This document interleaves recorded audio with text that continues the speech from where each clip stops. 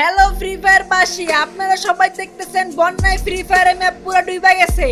আপনাদের কোনো চিন্তা নাই, আমি আইসা পড়ছি।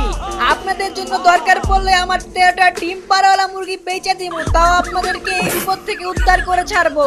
ভাই আপনি তো নিজেই গরিব, আপনি আবার মানুষের কি সাহায্য করবেন? আপনি তো নিজেই দান্দাবাজি করে খান। মুরব্বি মুরব্বি আরে বেটা আসতে বল, মানুষ শুনে দিব তো। আর ভিডিও এডিট করার সময় এই পার্টটুক কাইটা দিস।